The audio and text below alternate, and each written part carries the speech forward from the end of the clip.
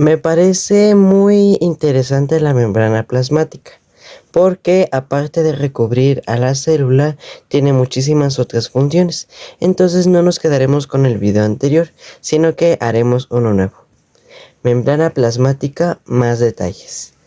Cabe aclarar que la membrana plasmática y la membrana celular es lo mismo. Lo que no es lo mismo es membrana celular y pared celular. Esas sí son dos cosas diferentes. ¿Por qué se han preguntado por qué el tallo de las plantas es más duro que la piel de los animales o de las personas? Bueno, porque las células vegetales contienen pared celular, lo que les da a las plantas eh, ¿cómo podríamos decirle? Dureza. Eso. En cambio nosotros los seres humanos y los animales pues solo tenemos la membrana plasmática. Muy bien. Dato número 1. La membrana celular es semipermeable y tiene una consistencia flexible, lo que permite que la célula interactúe con su ambiente controladamente. ¿Qué quiere decir semipermeable?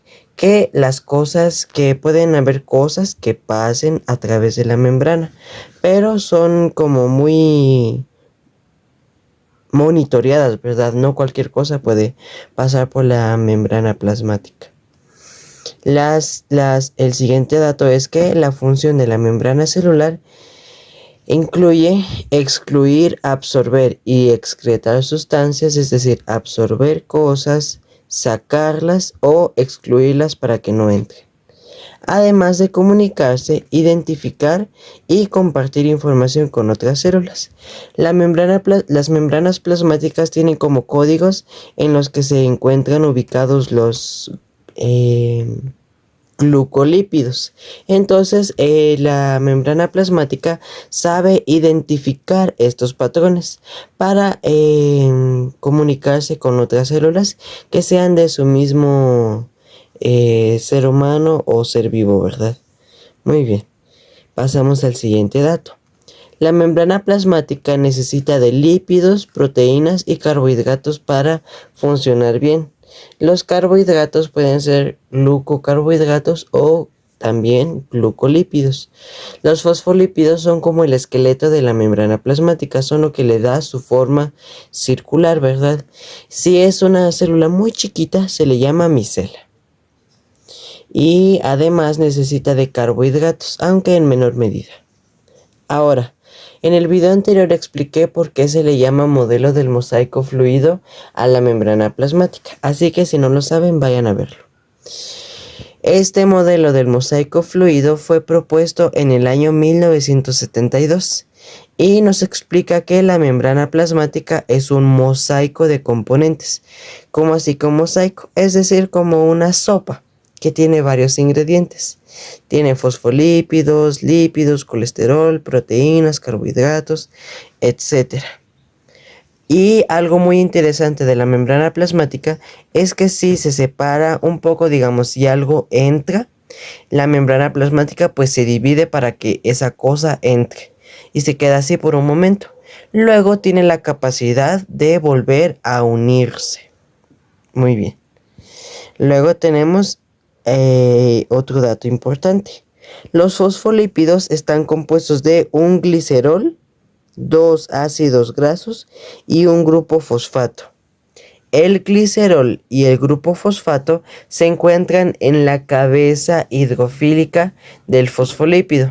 Ya vimos anteriormente que los fosfolípidos son moléculas anfipáticas porque tienen una parte que ama el agua y otra parte que la odia. Entonces, estas dos partes, la parte hidrofílica está formada por un glicerol y un grupo fosfato. Y la parte hidrofóbica, que odia el agua, está compuesta por dos cadenas de ácidos grasos, es decir, carbohidratos. Luego de eso tenemos el colesterol. El colesterol está compuesto de 4 anillos de carbono fusionados. Luego tenemos las proporciones en las que se encuentran distintas cosas en la membrana plasmática. Las proteínas representan el 50% de la masa de la membrana. los lípidos el 40% y los carbohidratos el 10%. Ahora, estas aproximaciones aplican solamente a células humanas, porque en otro tipo de células, pues las proporciones van a cambiar.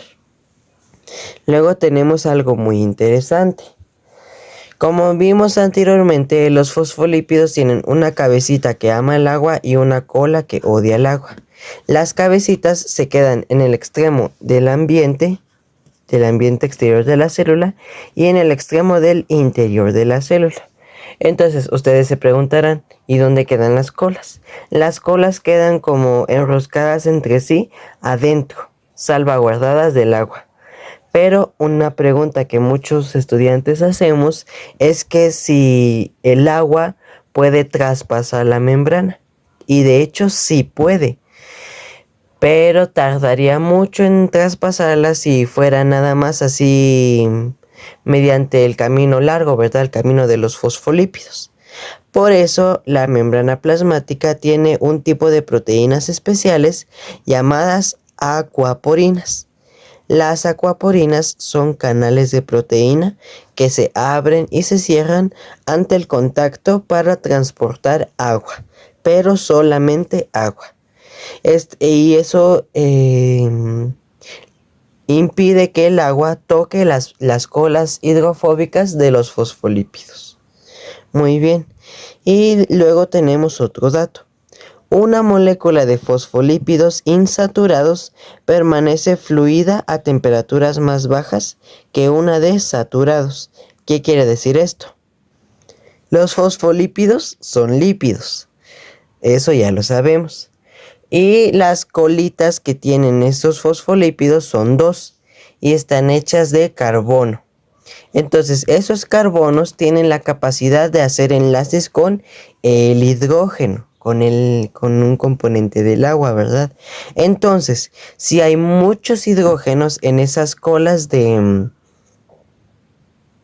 los fosfolípidos, entonces esa se va a llamar un fosfolípido saturado.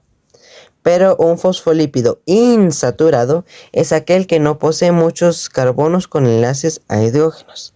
Entonces, ¿cuál es la ventaja de esto?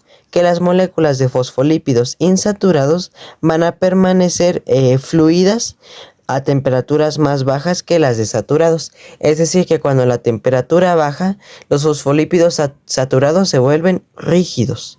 En cambio, los insaturados pues permanecen su fluidez, ¿verdad? Ahora, otra cosa que ayuda a esta fluidez de la membrana plasmática es el colesterol. Pero este colesterol ayuda más en animales y en seres humanos, no en plantas. En plantas funciona esto que les digo sobre los fosfolípidos insaturados y saturados. Y con esto terminaríamos el tema de la membrana plasmática. Sigan aprendiendo, échenle muchas ganas porque como dice mi mamá, la práctica hace al maestro. Hasta otro video.